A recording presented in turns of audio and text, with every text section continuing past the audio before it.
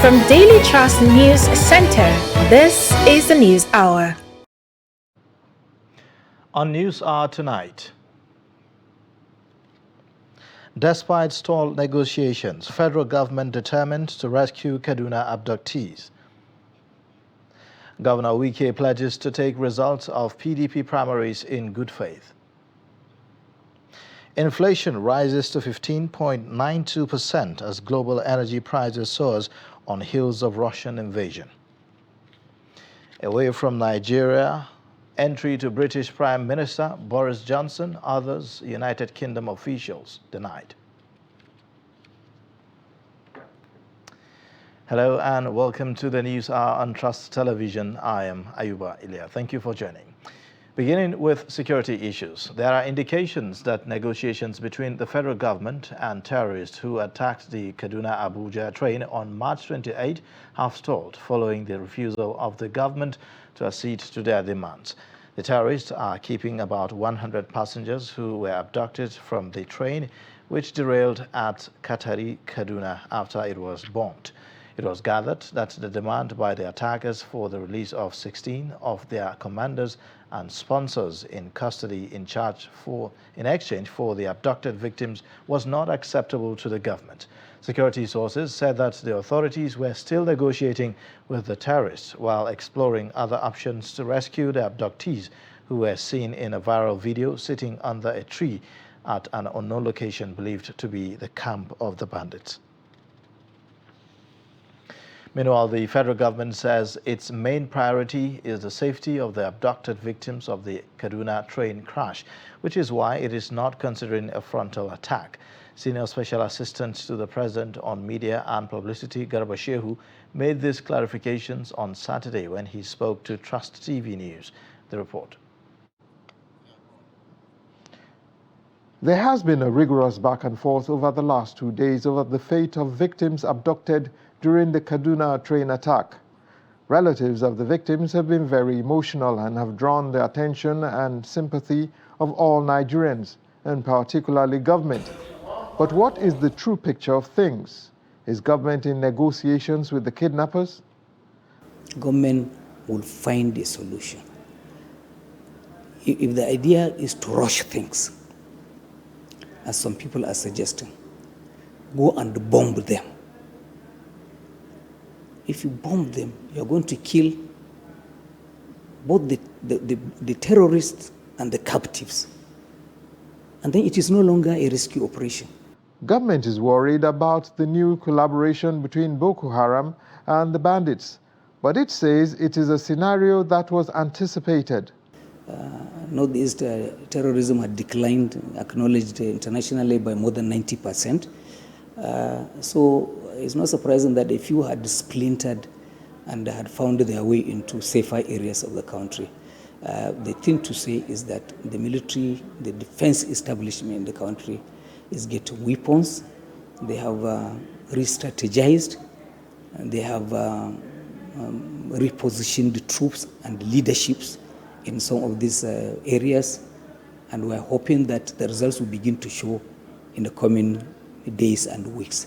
There is some good news coming in the midst of the dreary security situation in the country, which is that the U.S. Congress has finally approved the sale of military equipment to Nigeria. There is also politics involved. They have to agree to sell to you. In the case of Nigeria, concern over the years had been about human rights abuses, and they refuse to sell to us. Now, I'm happy that President Muhammadu Buhari has broken, the barrier. He has convinced sufficiently the Americans that we're fighting terrorism, and the results are showing. Despite the daily digest of horrifying reports of insecurity in the country, the president's spokesman is confident that at the end of his tenure, President Buhari will leave behind a positive legacy. Kehinde Amodu, Trust TV News, Abuja. In a similar vein, victims of the Kaduna train attack may not have been a target of bandits on the 28th of March. A relative of the abducted victims, Dr. Abdul Malik Atta, claims he had engaged with the bandits 11 times since the incident. Dr. Atta, whose relatives are still in captivity, made the claims in Kaduna on Friday. He says the bandits told him that the people in the train were not the target but had become collateral damage. I've spoken to the bandits. I was one of the first guys that spoke with them. I've spoken with them 11 times. And aside me, I don't think any other person has done that. 11 times. And what did they say? The first instance, they said they had their targets on that train, that it weren't our parents and sisters or brother that they aimed at, but these were just, in quote, necessary evil they had to do with them. And what did they tell me? That the governor has been running his mouth, and that's why they came to his doorstep. And this is just the beginning, that they will go further than this. I spoke with them. They told me that. The only relief we had was we knew, as at the time we spoke to them, that was 2 days before they freed the other guy, Alwan, before they freed him. We spoke as at that was last Monday was the last, but immediately they got their money. What else do you want? That money that was given jeopardized the release of the other victims. Let's say the truth. We can't afford it. And I'm being joined by Air Commodore Abayomi Balogun, retired security expert and also a retired air combatant, for more perspectives on this. Thank you for joining us on the News Hour. Thank you for inviting me. Well, we've heard all of the narrations by governments and also, from families and relatives of the victims. You hear two different sides. Government, is claiming that, well, it's doing, what it can to ensure the rescue of these victims. And on the other hand, the reality on the ground also doesn't seem to suggest so. Do you think that, perhaps government have exhausted all its options in dealing with this, activities of bandits? No, I will not say so. When you are negotiating with criminals, bandits, terrorists, everybody, they are unpredictable. You don't know what they can do. So negotiators are professionals. They take their time to interrogate the subject and look at the best option, because you can't go in there with force, because when you do that, then your own people that you are trying to get out may be injured or may be killed. So negotiators are professionals who take their time to look at all the different options. Either we pay them the ransom or we get to talk to them to get out of that situation.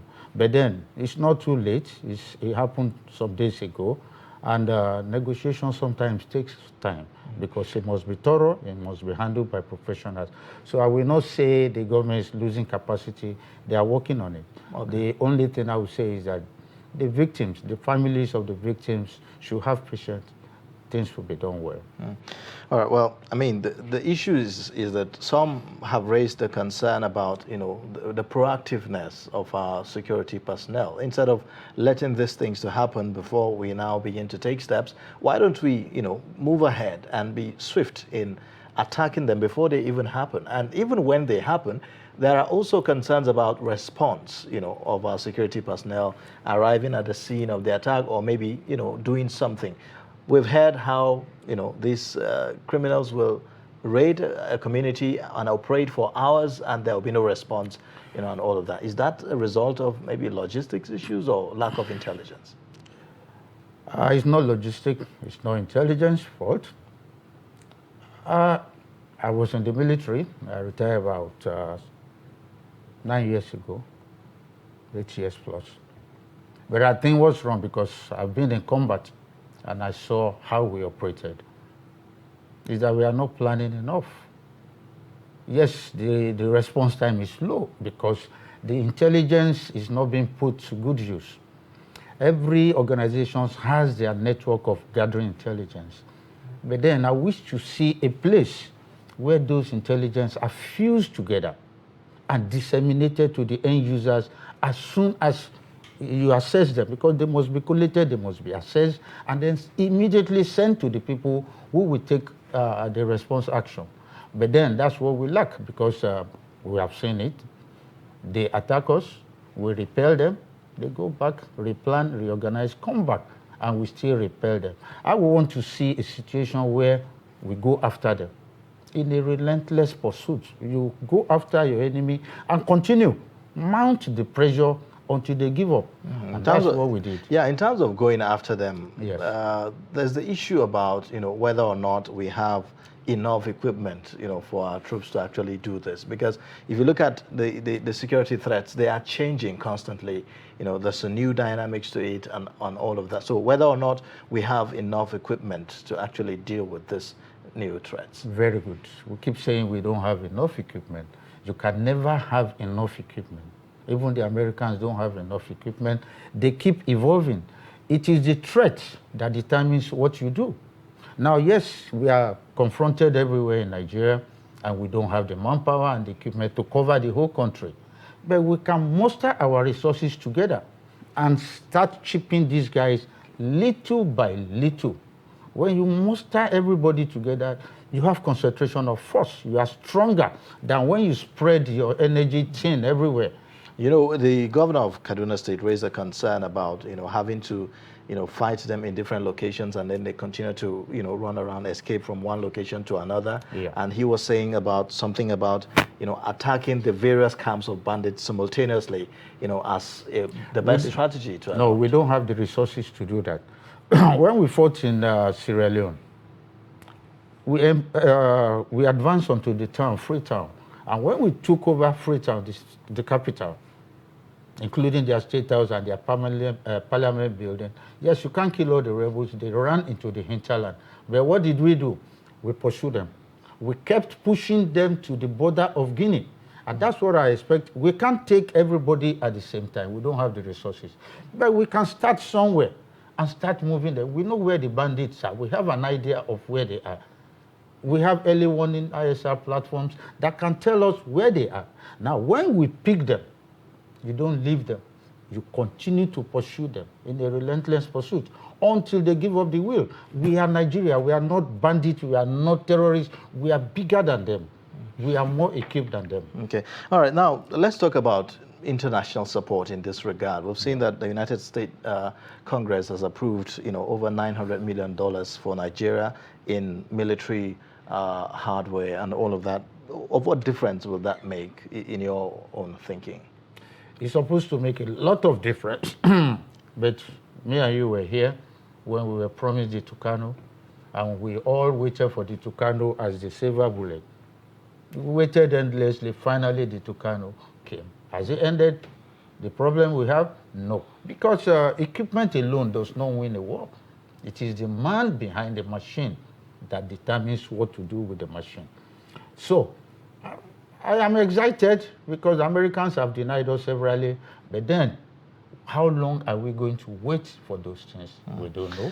All right. Okay. Now, finally, the issue of negotiation is also stirring some kind of controversy. The government of Kaduna State said, no, we are not going to negotiate. But from the body language of the federal government, it looks like, there's some kind of negotiation that they are considering of some sort. So should we be negotiating, and to what extent should we be doing that? See, you must negotiate.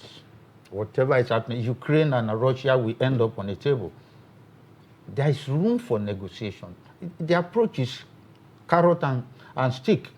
While you are negotiating, know that you have something serious, that when that guy is not listening, you apply the force. So the negotiation should be both ways. We must negotiate. If the Kaduna State government says they are not negotiating, it's a leader of the state.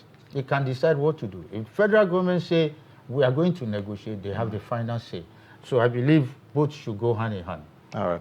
Well, thank you so much for joining us on the News Hour this moment and sharing your perspectives with us. We appreciate it. The pleasure is mine. Yeah. Thank you very much. Yeah, we were speaking with Air Commodore Abayomi Balogun, retired.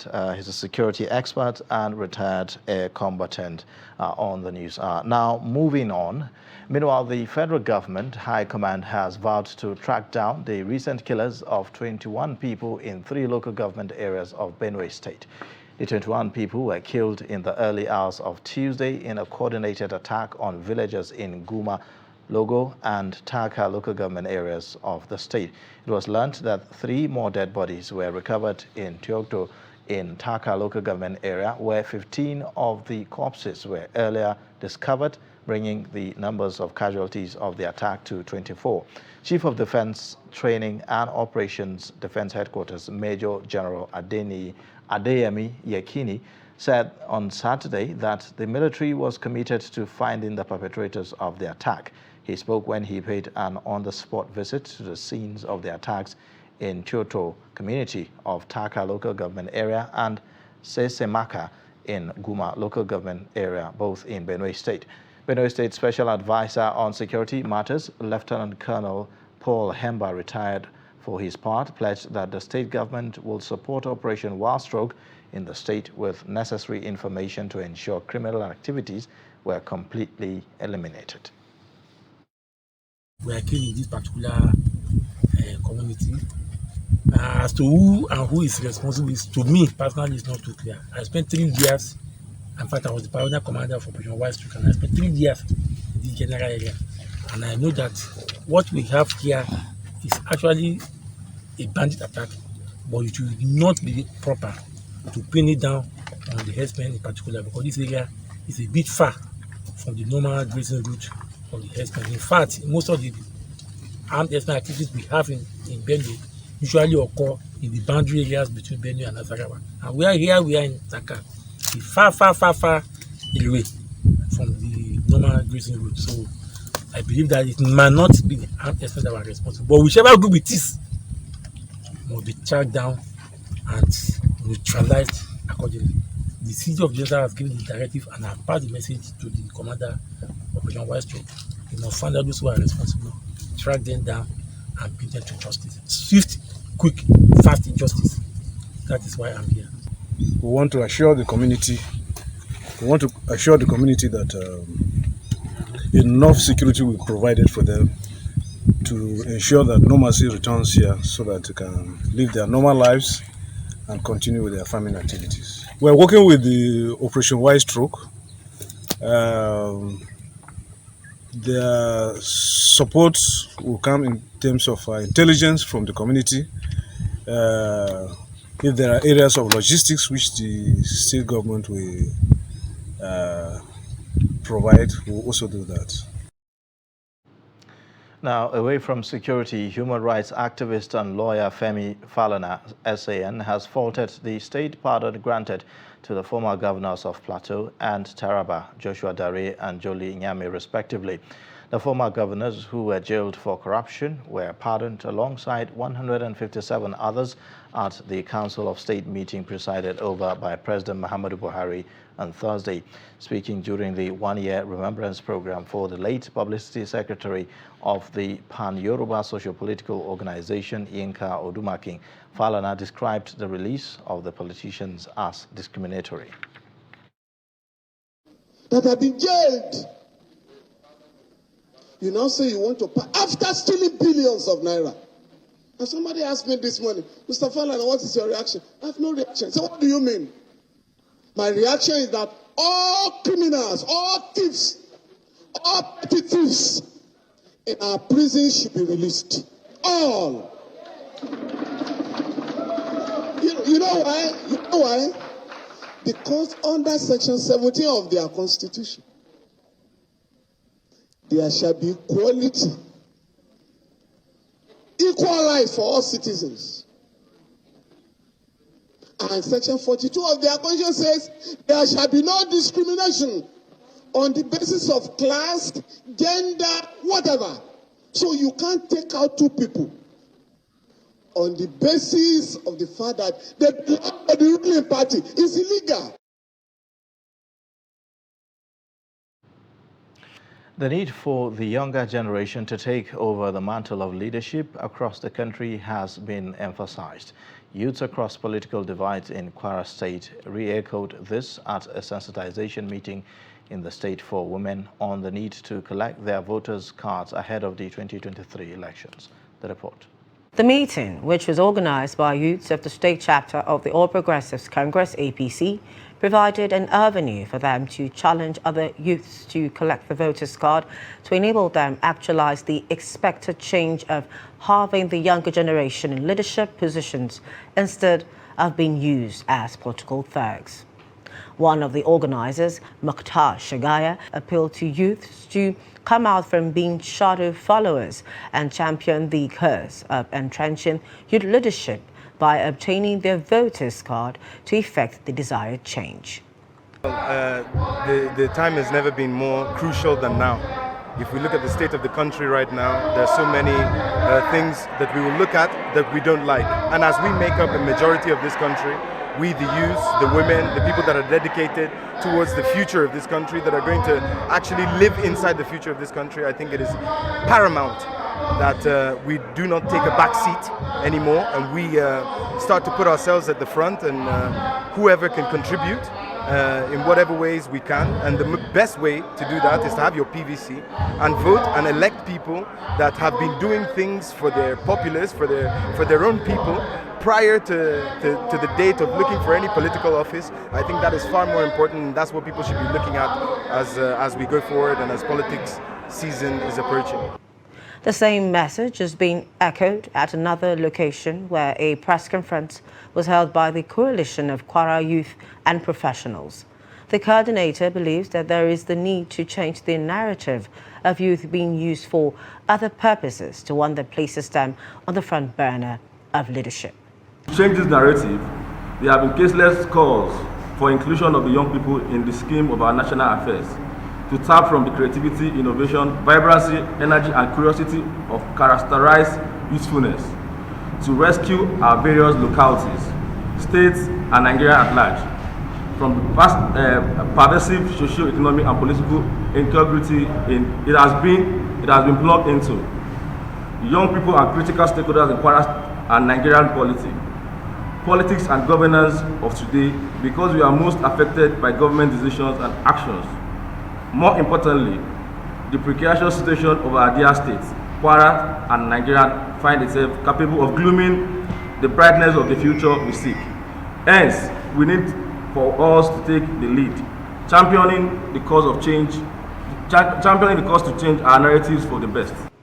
Meanwhile, a prayer session has been held by market men and women in Kwara State for divine intervention and the insecurity affecting the country, as well as the need to enthrone responsible and competent leadership come 2023. The governor of Rivers State and a 2023 presidential aspirant, Nyesom Wike, has said that he will remain in the People's Democratic Party even if he does not win the presidential ticket. And that he said this while addressing stakeholders of the Niger State chapter of the PDP in his intention to contest for the president at the party secretariat in Mina on Saturday. He added that there was nothing wrong with consensus candidate if it is based on equity, justice, and fairness. Wike solicited stakeholder support in the state party to enable him become the flag bearer of the party, adding that he is the only candidate who is capable of defeating the All Progressive Congress in the 2023 presidential election. It doesn't matter what anybody will do, I will never leave this party. I will support this party. Whoever that emerges, I will do everything I can to make sure the party wins the election. But what we want us to understand is that we are not just trying to go and run for election. If it is to be presidential candidate, you can go to any party and pick ticket. So I will answer former presidential candidates. And let me thank the leadership for keeping faith, for standing firm to make sure this party is united in Niger State. I know what it used to be. I know how congresses were botched, but you stood firm. It's because of your firmness, that is why you see today your party is united. And if you continue this way, I believe in the name of Almighty Allah that next year you will occupy the government house of Niger State. The national leader of the All Progressives Congress, Asiwaju Bola Ahmed Tinubu, says Nigerians are tired of excuses made to explain the country's numerous challenges like unstable power supply and banditry. The APC chieftain stressed that a united and banditry-free Nigeria was possible. if he was elected as president in 2023.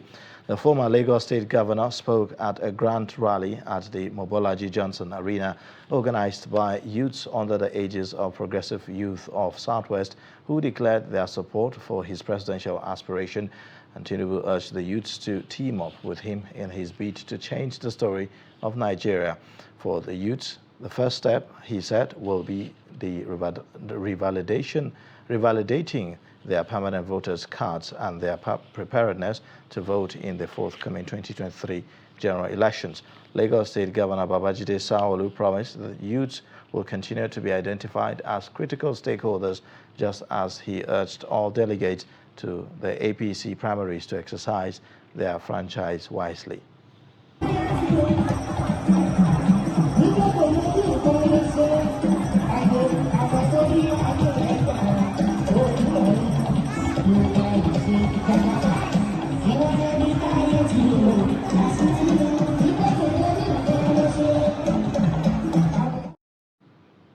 Staying with politics, the People's Democratic Party on Friday said it has adjusted its timetable and schedule of activities to extend the closing dates for the purchase and submission of expression of interest and nomination forms for the 2023 general elections.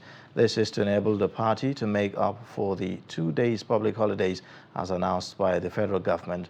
A statement signed by the party's National Publicity Secretary, Debo Ologunagba, said that under the new timetable, the last day for the purchase of all forms has been extended to April 19th, while the last day for the submission of already completed forms has also been extended to April 20th. According to the statement, screening for state houses of assembly will hold on Friday, April 22, and then National Assembly Monday, April 25th, governorship April 26th, and while presidential will be April 27. It adds that screening appeals for State House of Assembly hold on Monday, April 25th, National Assembly Wednesday, April 27th, governorship Friday, April 29th, and then the presidential on Saturday, April 30th, 2022. You're watching the News Hour on Trust Television. Coming up after the break. Story of 14-year-old Kano female Tyler. Details and more shortly. As the 2023 elections draw near, remember, evil prospers when good men and women only wish for peace, but never take a step to make peaceful elections happen. Are you a father? Are you a mother? What are you saying to your children as elections approach? Have you warned them not to let themselves be used to cause violence? Have you explained to them what the consequences of electoral violence might be? Do your part to make peaceful elections happen. Talk to your children. Protect them from unscrupulous politicians who want to put them in harm's way, while their own children are comfortable at home, within and outside the country. Let's join hands to make 2023 elections peaceful. This message is from the National Orientation Agency, NOAA.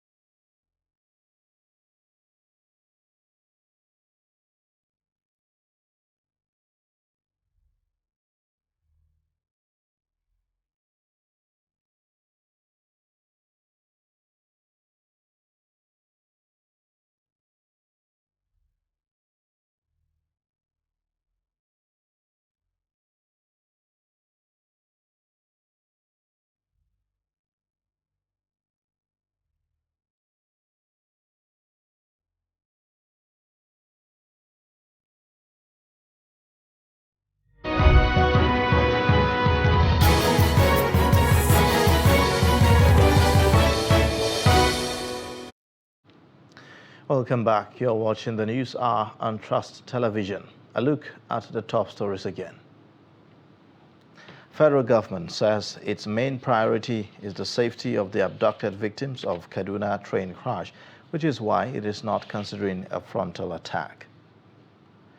Governor of Rivers and 2023 presidential aspirant Nyesom Wike has said that he will remain in the People's Democratic Party even if he does not win the presidential ticket. The minority caucus in the House of Representatives has felicitated Nigerians on Easter, the celebration of the resurrection of Jesus Christ from the death. In a statement by the minority leader of the House, Ndudi Elumelu, the caucus expressed faith in God that Nigeria will overcome all her challenges. Elumelu noted that the season points to the victory of life over death and reinforces citizens' hope and confidence.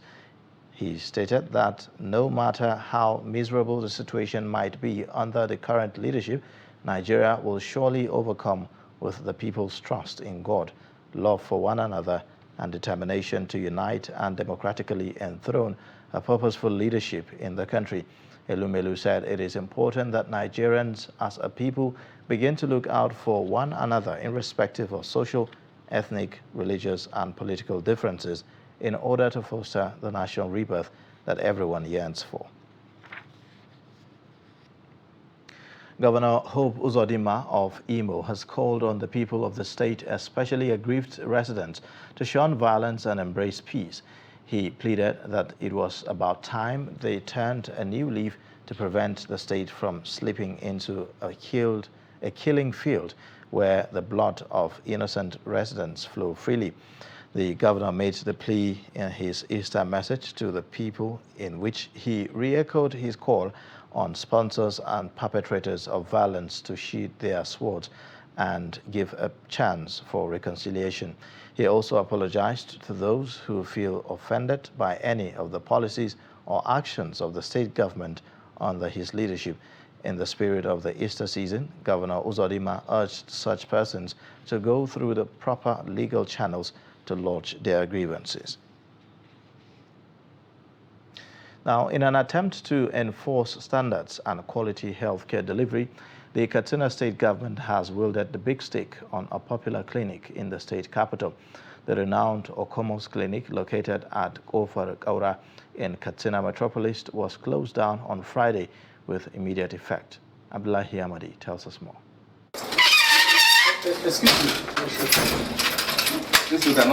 The Katsina state government says it is closing down this private clinic to save people's lives. The committee, led by Permanent Secretary, Katsina State Ministry of Health, Dr. Kabir Mustafa, has the backing of armed security personnel. But is all this necessary?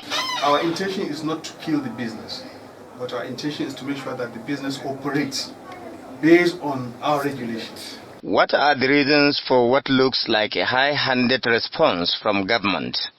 The Permanent Secretary explains that the clinic management has failed to meet requirements that guarantee safety and quality health care. And then finally, when you improve and meet up with what requirements we have, then we can. It would seem that the Health Ministry had exhausted all available avenues to avoid closing the facility and was left with no other option than to adopt the recommendations of its committee and close down the clinic. The proprietor of the clinic was presented a document which he signed as an acknowledgement of the formal closure of the Okomos Clinic. Served Katsina for more than 30 years. It's not a question of serving Katsina. Doing the right thing. I've been doing the right thing. If there is any observation, I'm not here to bargain. Please, just comply. Beyond this closure, people in Katsina are waiting to see whether or not this committee will sustain proper monitoring and regulation of health facilities for effective health care delivery. Abdullahi Ismail, Trust Television News, Katsina. The Osun State Police Command has arrested 3 suspected ritualists with a human heart in Oshogbo, OAU, Ife Campus Road, Osun State. The command's spokesperson, Yemisi Opalola, in a statement said the trio on a motorcycle were flagged down by police on stop and search, but rather than stop, sped off and were pursued. According to the statement, the suspects Olayade Kehinde, 25, Olufemi Ariomi, 21, and Remi Sheriff, 21, were arrested last Thursday, April 7th, in Safejo area of Ile-Ife. Opalola further stated that the human heart, which they claimed was one of their friends, and various criminal charms were found on them. Airline Operators of Nigeria has condemned the recent attack on staff of Max Air at the Nnamdi Azikiwe International Airport, Abuja. The AON, representing indigenous airlines in Nigeria, said that the attack further heightens concern over the increasingly deplorable state of security and the rising threat to the lives of airline staff and their property at Nigerian airports. President of the AON, Abdul Monaf Yunusa Sarina, stated this in a statement on the heels of the attack and destruction of the counter of Max Air in Abuja on Wednesday. Some passengers of the airline at the Abuja airport had gone berserk over the delay of their flight, venting their anger on the airline staff while facilities of the airline were destroyed. The situation also reared its ugly head on Thursday at the Murtala Mohammed International Airport, Lagos, as Lagos-Kano passengers also took on the airline staff for delaying the flight. Now, tiling is a craft dominated by men, designed to create an atmosphere which adds to the look and feel of living space. In our world, there is always the opportunity to embrace diversity. One of the ways to do that is to recognize and appreciate the saying, "What a man can do, a woman can do better." This is the story of Kano-based 14-year-old Fatima Sakibo, who is on the way to becoming a professional tiler. 14-year-old Fatima Sakibu has been coming to this house for quite some time, hoping to complete the styling job she has started. This little girl became a tiler some 3 years ago after watching closely how her father, Sakibu Sharada, conduct his styling job. Whenever my father is going to work, I do follow him to see how he is doing. I became interested and one day asked my father to let me try. At first, he says I can't do it, but when I finally did, he became very impressed.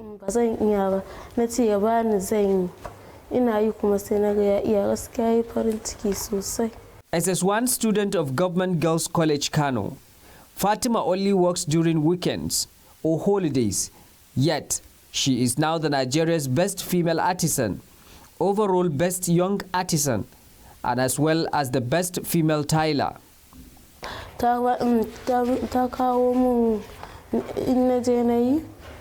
This job is very important to me because whenever I work, I usually give him the money to help the family. It has also helped me gain scholarship and 3 awards.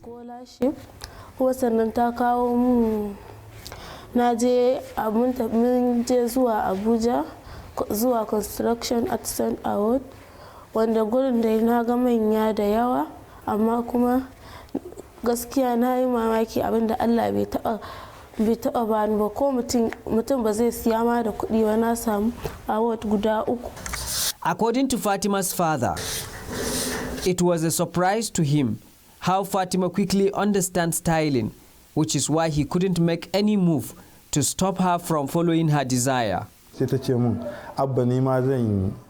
The first time she asked me to try, I told her she can't do it. It's for the men. But she insisted. Therefore, I gave her to try. But one thing that surprises me is how she suddenly learned everything. Although Fatima is becoming popular and famous with tiling construction in Kano, still, she follows her father wherever he goes, hoping to learn more.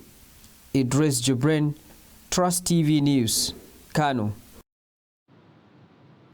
Yobe State Governor Memala Buni has signed into law the Violence Against Persons Prohibition Bill to protect victims and punish offenders in the state. This was disclosed in a statement issued on Saturday by Yobe State Director of Information Services, Hajia Husna Ibrahim. According to the statement, the governor also signed a bill for an act to establish the Yobe State Justice Reform Team to coordinate the various justice institutions and other matters, as well as a bill for an act to provide for the protection of children in the state and other related matters thereto, respectively. Meanwhile, Yobe State has won the 2021 Federal Inland Revenue Service Award among states in Zone B as Best Performing Revenue Remitters. Mohammed Mayanda, FIRS coordinator of the zone, made the disclosure in Damaturu on Friday when he presented the award to Governor Memala Buni. States in the zone are Yobe, Borno, Bauchi. Mayanda said Yobe performed exceptionally in revenue remittance and had become the role model for other states in the zone to emulate in collation and remittance of revenue.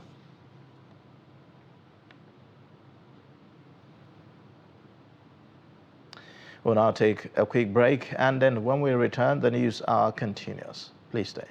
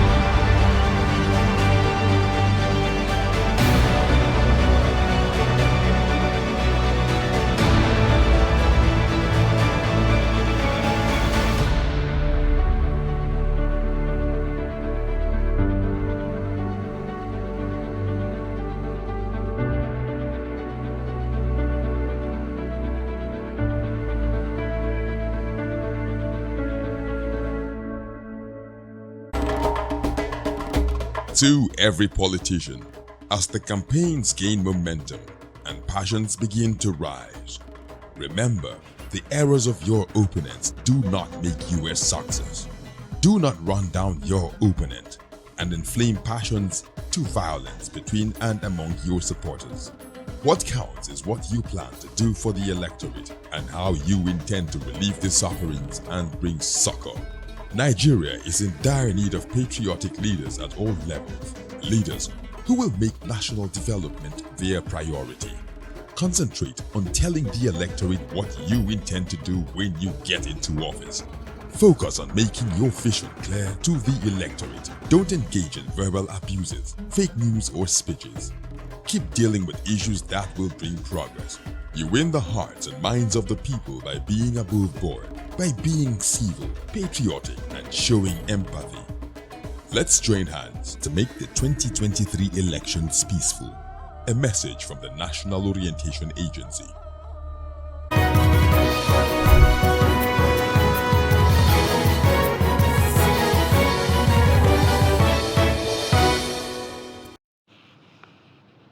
Now to some business. Nigeria's consumer price index rose to 15.92% in March.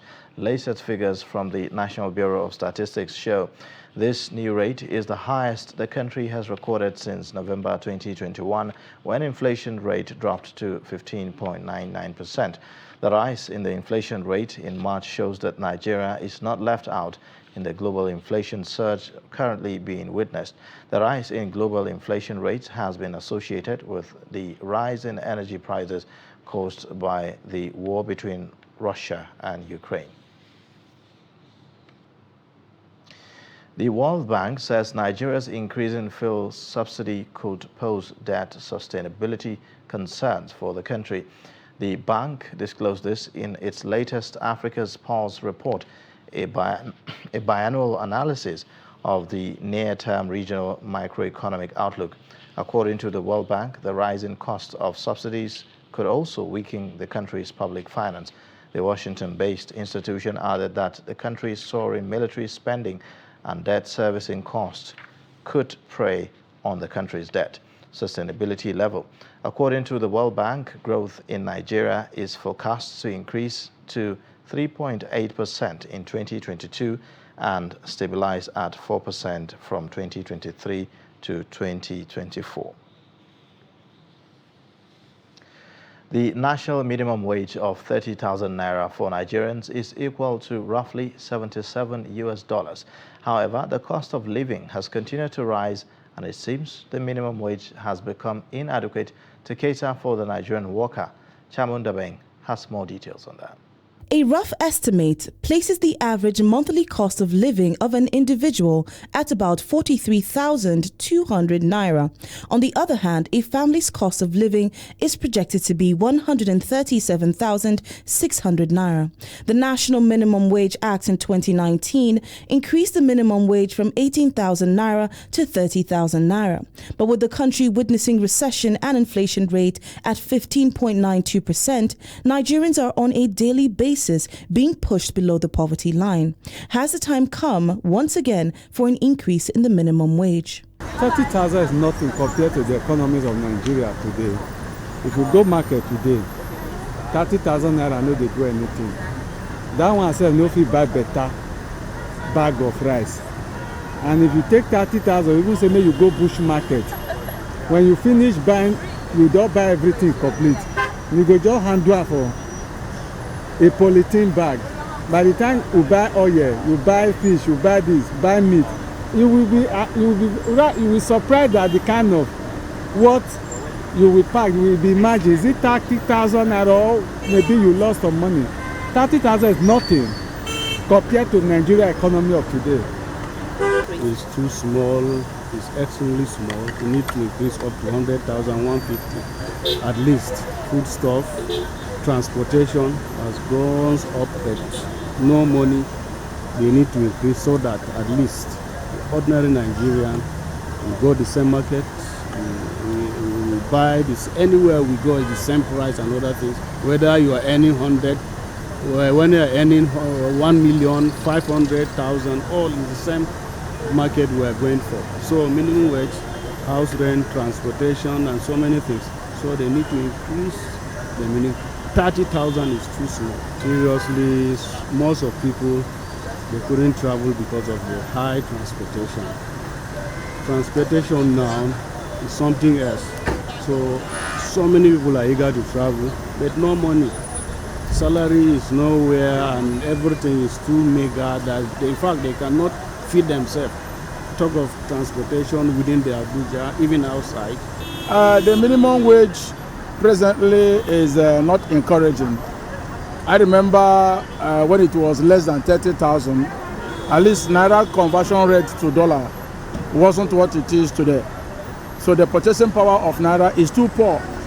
It's too poor. 18,000 Naira then is better than 30,000 Naira today, because dollar to Naira was about 180. Then today is about 500. It's something very unbearable. So to me, civil servants are not faring well. Workers in Nigeria are not doing well. The increment to 30,000 wasn't satisfactory because the purchasing power is low. Ordinary sachet water is 20 naira. It used to be 10 naira before. Can't you see? It's 100% devaluation of the purchasing power of naira. A small country like Malta, if you convert their minimum wage to Nigerian naira, it is about 275,000 naira. Malta in the Mediterranean Sea, their purchasing power is very high because they are being paid in euros. So to me, naira has been bastardized, has been so badly devalued, and increment to something reasonable may be good, but it may fuel inflation. Food and transportation consumes a large portion of a worker's earnings, implying that an increase in the price of food on the market will diminish spending power on other essentials. Chamun Dabeng, Trust TV News, Abuja. And away from Nigeria, Moscow on Saturday announced it was banning entry to Prime Minister Boris Johnson and several other top UK officials after London imposed sanctions on Russia over its military operation in Ukraine. The ministry accused London of unprecedented hostile action, especially the sanctions on Russia's senior officials. Russia's entry blacklist includes UK Deputy Prime Minister Dominic Raab, Foreign Secretary Liz Truss, Defense Secretary Ben Wallace, former Prime Minister Theresa May, and the First Minister of Scotland, Nicola Sturgeon. Britain has been part of an international effort to punish Russia with asset freezes, travel bans, and economic sanctions since President Vladimir Putin moved troops into Ukraine on February 24th. And in sports news, Manchester United's hope for a place at the top four remains alive as Cristiano Ronaldo scored his second hat-trick in 3 Premier League games and his 50th club hat-trick to boost the club's hope of qualifying for next season's Champions League. The Red Devils beat relegation-threatened Norwich 3-2 at Old Trafford. With this, the 37-year-old Ronaldo is now on 15 Premier League goals for the season, trailing only Mo Salah and Son Heung-min in the standings. He has also moved on to the 99 career Premier League goals. Meanwhile, in the FA, Liverpool remain on course for a historic quadruple as they reached the FA Cup final with victory over Manchester City at Wembley. The Reds beat the Citizens 3-2 at Wembley to head on to the finals. Still on sports, a Nigerian athlete, Favour Ofili, has broken Blessing Okabare's 200 meters national record at the Tom Jones Memorial Classic 2022. Okabare's previous held the national record since 2018 with a time of 22.04 seconds. Ofili ran a blistering 21.96 seconds to also become the first collegiate athlete to ever go sub 22 seconds. With the time, she also emerged as the first Nigerian female to break 22 seconds in the women's 200 meters. Her time is also the fastest in the world this year, the fastest ever in the NCAA, and a new school record. She is the 2019 African Games silver medalist in the 400 meters and 2019 African Youth Champion in the 200 and 400 meters. And that wraps up the news hour on Trust Television. Connect with us via our social media platforms and also subscribe to our YouTube channel to watch more. I am Ayuba Ilya. Thank you for watching.